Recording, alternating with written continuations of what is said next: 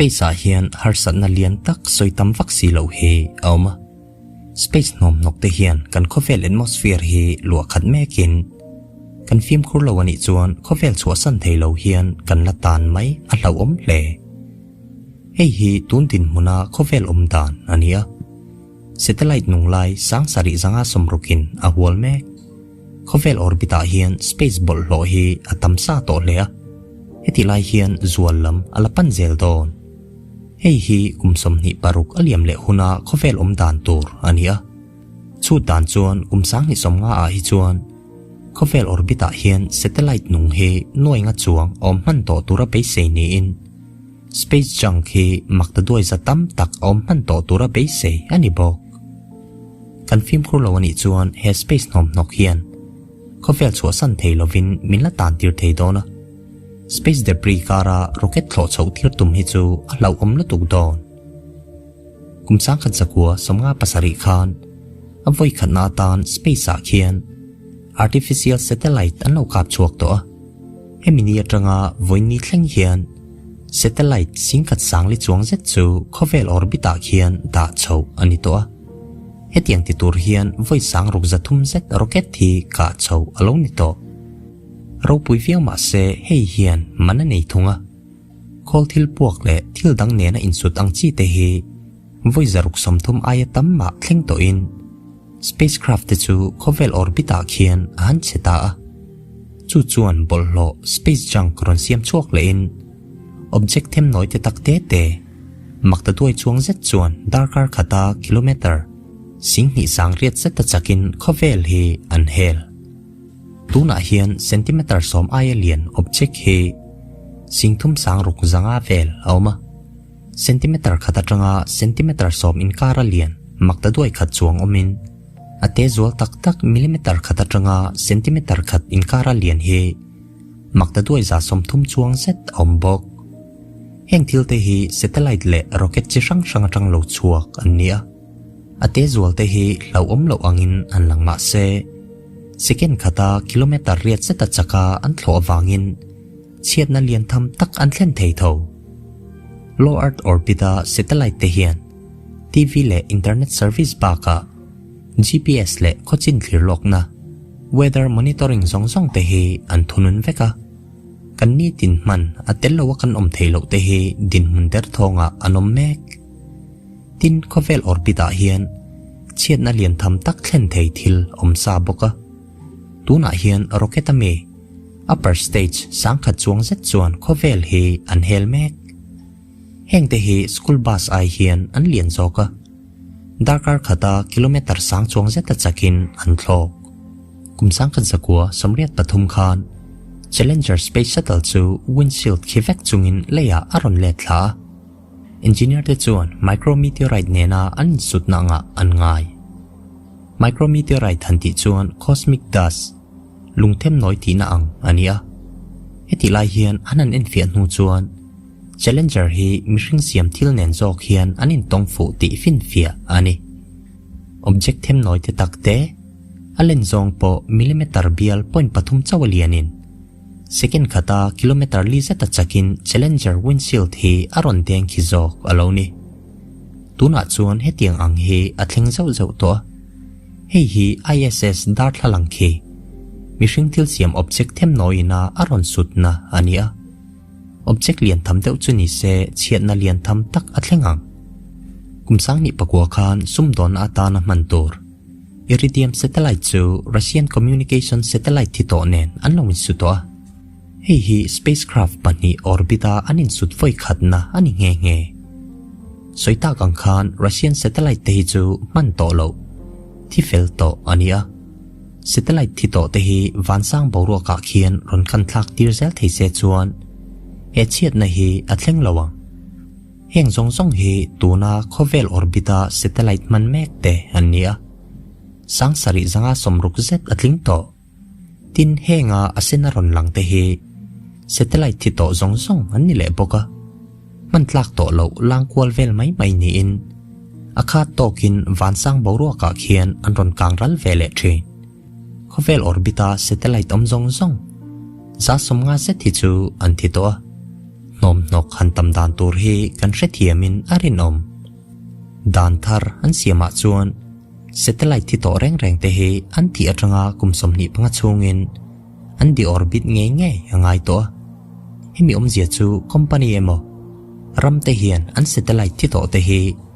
arei bera kumsom ni panga chung chau khovel orbita khian an nu chia thei ti na ani chu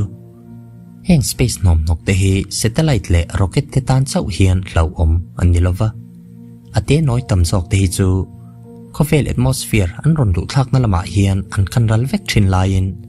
alian deuh hlek te ro leya aron thlen thak chang hi train thani liam ta lok po khan object pakhatin Florida a in pakhat chu aron deng fu to hetil lo tla hi ISS ami hi ni in an soi SpaceX rocket part tempo hi Bahamas tui pui kama aron len chuaka kumsang ni som pakwa po khan China chuan khovel orbita navigation satellite an da chho thumin rocket aka chhona lama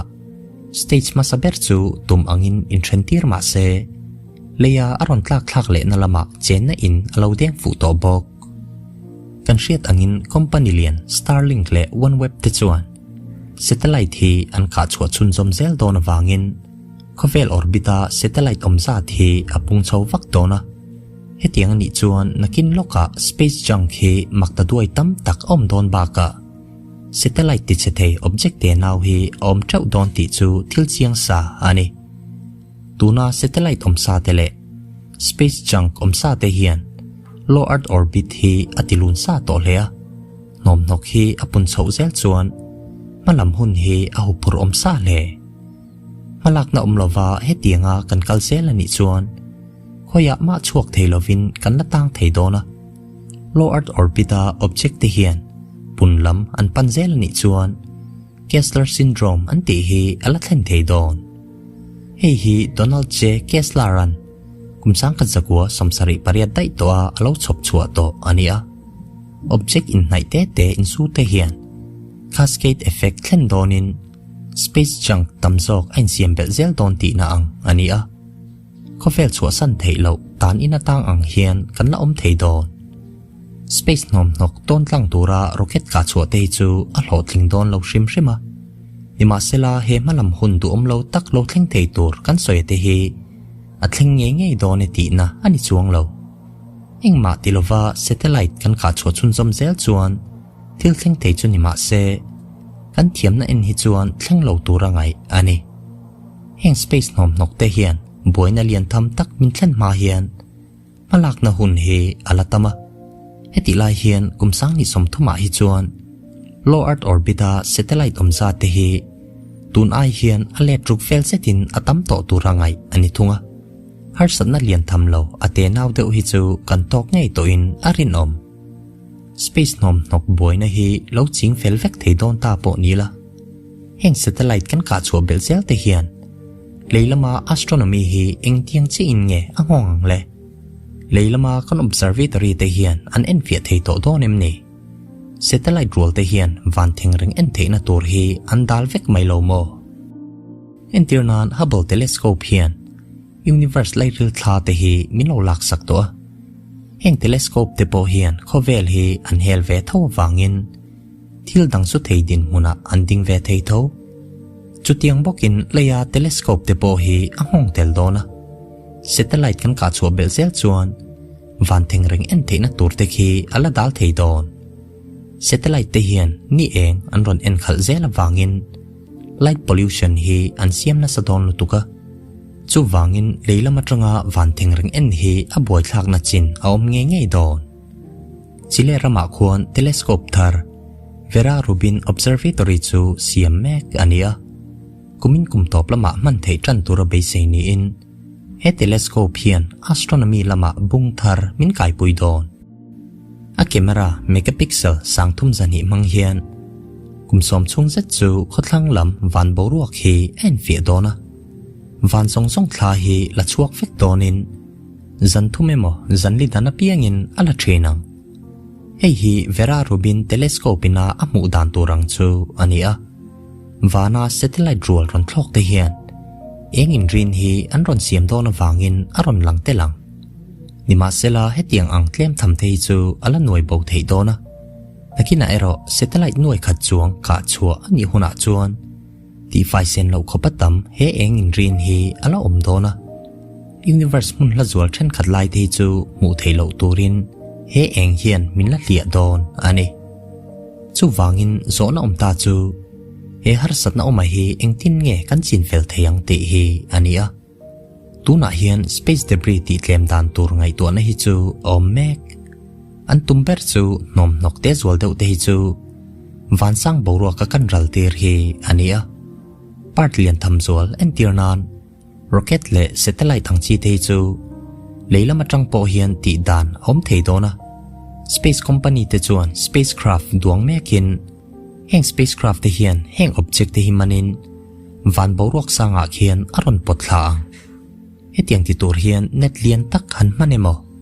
vaman be a khovel atmosphere lo lu thlak pui hi ani deuh top mai heti lai hian nom nok them noi zual hawa hian har satna oma achan chu bolhlo te zual